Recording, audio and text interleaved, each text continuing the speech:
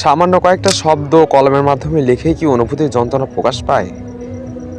আমার এই অনুভূতি জগতের মানুষের কাছে শো অফ মনে হবে, মনে করবে আমার বড় এক নাদান। কিন্তু আমি তো এক সাধারণ মানুষ, তবে এক গুনাহগারী। মানুষ তো মানুষের প্রেমে পড়ে, কিন্তু আমি তো আপনার প্রেমে পড়েছি।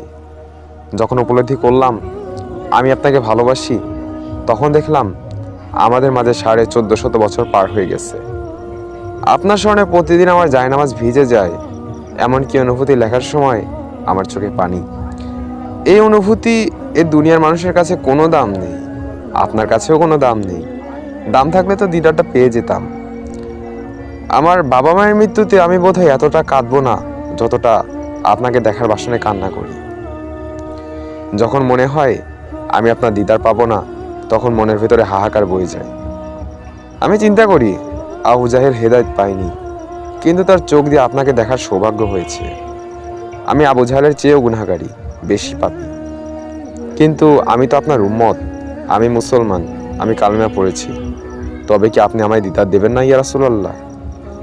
এই ভাবনা তো আমি নিজেকে ধরে রাখতে পারি না। আমার খুব কষ্ট হয়। আমার এই কলব জুড়ে তো আপনার স্থান, কিন্তু আপনি তো আছেন সেই মদিনার সবুজ গম্বুজে।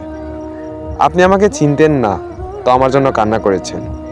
আপনার উম্মত হতে পেরে জীবন সার্থক। কত দোয়া কবুল করিয়েছি আপনার উসিলায়, আর আজ যখন আপনাকে চাইলাম দোয়াতে, তখন সময়টা থমকে গেছে। 60 বছরের এই মানব জীবনে যদি আপনার দেখা না পাই, তাহলে তো জীবনটা আমার বৃথা। আজও প্রতি রাতে এই ভেবে ঘুমাই আপনি আজ আসবেন, আমার পিপাসা মিটিয়ে দিবেন, কিন্তু আপনি আসেন না। কেন আসেন না? আমি কি এমন অপরাধ করেছি যার কোনো ক্ষমা নেই? আমি যদি জন্মাতাম সেই স্বর্ণযুগে, আমি আপনাকে বলতাম যদি ভালোবাসি আপনাকে ইয়া রাসূলুল্লাহ, আপনাকে ছাড়া আমি অসম্পূর্ণ, তখন কি আপনি আমাকে জড়িয়ে নিতেন না আপনার বুকে? আমি আজও অপেক্ষা ইয়া রাসূলুল্লাহ, আপনি আসবেন, আমি নয়ন ভরে আপনি দেখব।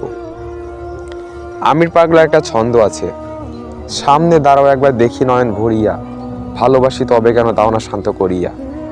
তোমারই দেখিয়া একবার জল ঢেলে দেই বেদনায়, তোমারই দেখিবার মনে চাই। ভালোবাসি আপনাকে ইয়া রাসূলুল্লাহ। আপনাকে কি করে ভালো না বাসি ইয়া রাসূলুল্লাহ। যখন স্মরণ করি আপনার প্রতিটা কর্ম, প্রতিটা চাওয়া, প্রতিটা ত্যাগ, তখন আমার চোখে ঝর্ণা প্রবাহিত হয়। সেই অল্প বয়স থেকে আপনি ত্যাগ করতে শিখেছেন। জন্মের আগেই বাবা ইন্তেকাল করেন, জন্মের পরে মাও ইন্তেকাল করেন। লালন পালন করতেন দাদা, সে দাদাও পরপারে পাড়ি জমান। আপনি এতিম হয়ে গেলেন, স্বজন হারানোর বেদনা অল্প বয়সে পেয়ে গেলেন। আপনি কোনোদিন নরম বিছানায় ঘুমাননি, খেজুর পাতার বাড়িতে শুয়ে থাকতেন। এতে আপনার পেট মোবারক লাল টকটক বর্ণ হয়ে যেত। হযরত ওমর তো দেখে কেঁদেই ফেলেছিলেন আপনার পিঠ মোবারকের অবস্থা দেখে। আপনি উম্মতের কথা চিন্তা করে কখনো আরাম করেননি। আপনার চিন্তা চেতনাই ছিল সবার চেয়ে ব্যতিক্রম। আপনি ক্ষুধার জ্বালায় পেটে পাথর বেঁধেছেন। আপনি অভুক্ত উম্মতের দুঃখ সয়ে গেছেন। আমার মনে হয় আপনি যদি খাবারের জন্য দোয়া করতেন, তাহলে আল্লাহ তাআলা তার পিয়ারা হাবিবের জন্য খাবারের বৃষ্টি করে দিতেন। কিন্তু আপনি তা করেননি।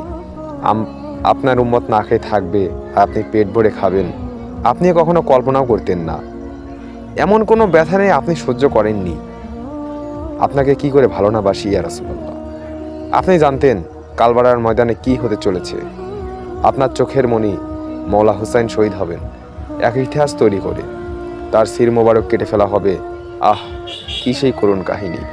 আপনি জানতেন আপনার একমাত্র ইসলামকে রক্তে রঞ্জিত করে এক ইতিহাসের ত্যাগের সাক্ষী হয়ে দেখিয়েছেন মওলা হুসাইন। ভালোবাসি আপনাকে ইয়া রাসূলুল্লাহ, ভালোবাসি। একটা বার কি আমায় মদিনায় নিবেন না? আমায় দিদার দেবেন না ইয়া রাসূলুল্লাহ? আমি তো আজও অপেক্ষায়। আল্লাহুম্মা সাল্লি ওয়া সাল্লিম আলা নবিয়িনা মুহাম্মদ সাল্লাল্লাহু আলাইহি ওয়াসাল্লাম।